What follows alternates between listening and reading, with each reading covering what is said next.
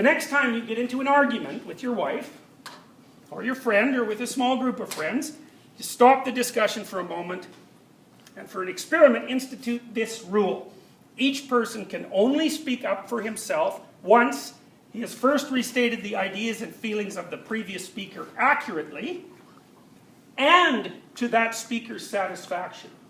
Now that's the annoying part, right? Because if you're in an argument, you're going to use all sorts of rhetorical devices in order to win. And one of the most obvious of those rhetorical devices is that you make your case, and I only half listen because I'm formulating what I'm going to say to you next, and then I impose a bias in my processing of your argument, and so that what I address when I talk to you is the sort of argument that you'd make if you were weak and stupid and contemptible. And then I go after that, and that's basically a straw man approach, right? I take your position, and I try to make it into the scrawniest little rattiest thing I can possibly manage, illustrating that it needs to be rubbed out, and then I rub it out. It's like the Rogerian approach is actually exactly the opposite. And by the way, it's the approach that Dostoevsky took to his characters when he wrote his great novels. And it's also the approach that all great novelists take to their character. Because if you're a great novelist, you put yourself inside the head of the murderer. Right? And Dostoevsky was great at that. So Question on that. Doesn't this situation require some kind of resolution or solution? Yes. Or, yes. And almost. Yes. And the resolution, the solution will find us when the connection is there. Now, what connection? You see,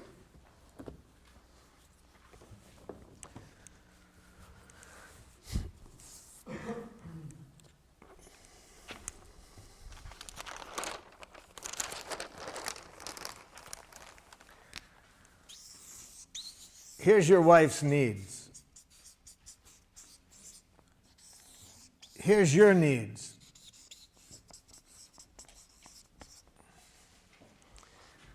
When she hears your needs without hearing any criticism or demand, and you hear her needs without any criticism and demand, the solution will find you. The conflict will resolve itself. It does need to be resolved. But what most of us do, we skip this and go right to here. For example, I sometimes do workshops just with married couples or other people living together in a love relationship. And what we do to begin the workshop, we identify the couple who has had a conflict, the longest outstanding conflict that could not be resolved. And I make a prediction, and it's right. My prediction has been accurate in maybe, I'm sure, at least 75% of the cases. But my prediction is this, that we will resolve the conflict within 20 minutes. Within 20 minutes from the point at which both parties can tell me what the other party is needing. Okay? Now, one time we found a couple married 39 years. 39 years had a conflict, had not been able to resolve this conflict. The wife said to me, Marshall, I can tell you right now, we're not going to be able to resolve this within 20 minutes. We have a good marriage, we communicate well, but this is just one of those things that we're different people and we just have a conflict here. Now I said, let me correct one thing. I didn't say we're going to resolve it within 20 minutes. I said within 20 minutes from the point at which you can both tell me what the other party is needing. Oh, she said, Marshall, when you've been married 39 years and you've talked about something almost every day, I can tell you we understand each other. The problem isn't that. We're just two different people in this issue. Well, I said, I've been wrong before. I can sure be wrong this time, but let's see. We'll find out within 20 minutes. So first, tell me what his needs are in this situation. He doesn't want me to spend any money. He responds immediately, that's ridiculous. 39 years of communication.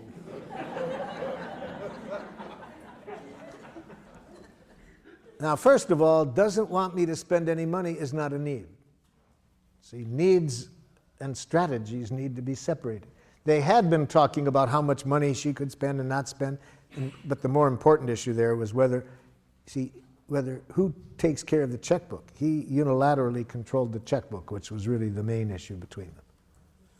See, but I'm saying I don't even want the couple to talk about the strategies or the solutions until the connection is there. When the connection is there, the conflicts usually resolve themselves. So I pointed out to her, no, that's not a need. And even if it was, notice he's saying that's not accurate. Well, she said, okay, let me then tell you what his needs are, Marshall. You see, he's just like his own father. They both have a depression mentality when it comes to money. I said, stop. Now I'm hearing psychoanalytic jackal.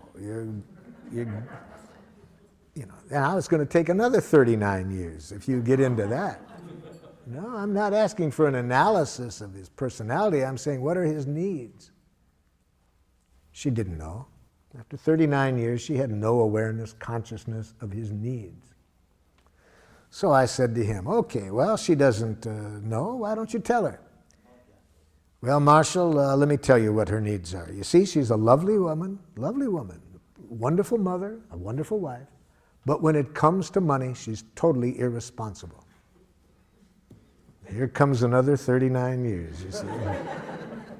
I ask for a need, and he gives me a diagnosis. And, of course, she immediately says, that's unfair. I said, hold it. So I could see they didn't have a need literacy, so I had to loan them my ears.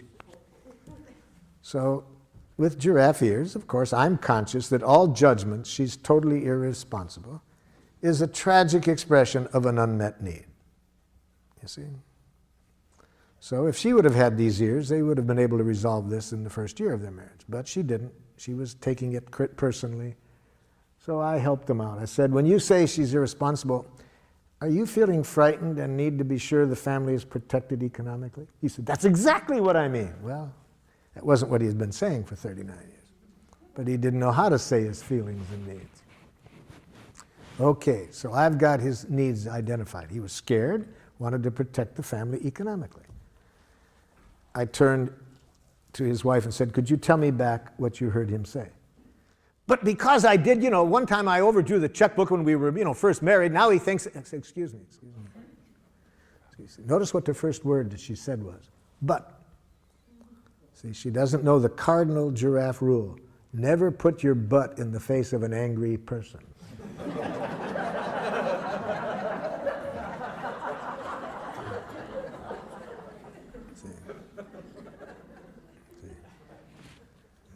I said, what are his feelings and needs?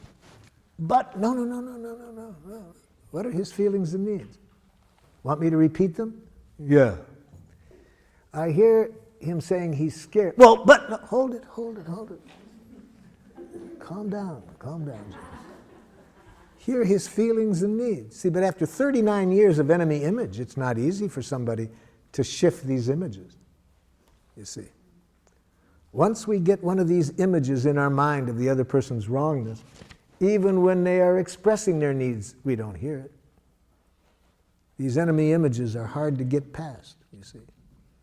So she's been seeing him as cheap and having this depression mentality for 39 years. See? So she can't see the human being behind her image.